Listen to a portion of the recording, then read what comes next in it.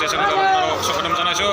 আজি আকৌ এটা ভিডিঅ'তে মই আপোনালোকৰ ওচৰলৈ আহিছোঁ। আজি মই সৰ্থেবাৰীলৈ আহিছোঁ। সৰ্থেবাৰীত এখন সভা হয় মাঘৰ পূৰ্ণিমাত। এই মাঘৰ পূৰ্ণিমা উপলক্ষে মই আপোনাৰ ইয়ালৈ আহিছোঁ। এই পূৰ্ণিমা এই সভাখন এই উদ্দেশ্যে পতা হয় যে এই পূৰ্ণিমাৰ দিনটোতে এই মাঘৰ পূৰ্ণিমাৰ দিনটোতেই জগন্নাথৰ পৰা প্ৰসাদ আনি এই মন্দিৰটোত মানে দিয়া হৈছিলে।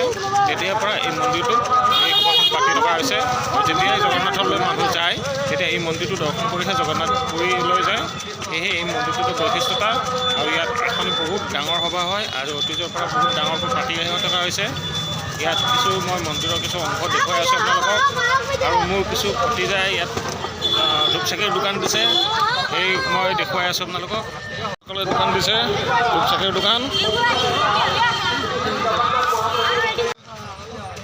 এয়া সৰ্থেবাৰী মন্দিৰ, জগন্নাথ মন্দিৰ। এইটো সম্পূৰ্ণ মন্দিৰটো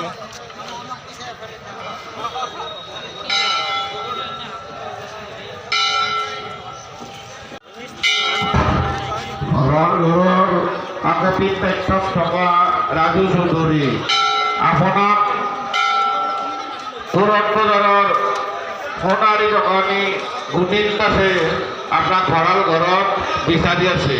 আপুনি অতি সোনকালে আহি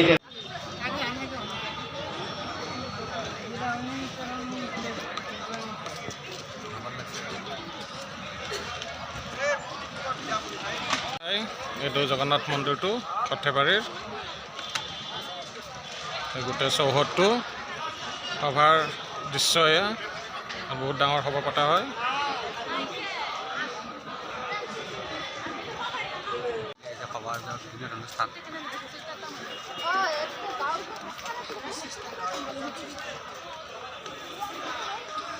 এয়া সভাৰ বিভিন্ন ধৰণৰ দোকান আহে ইয়াত।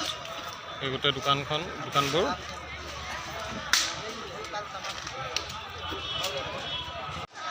মন্দিৰ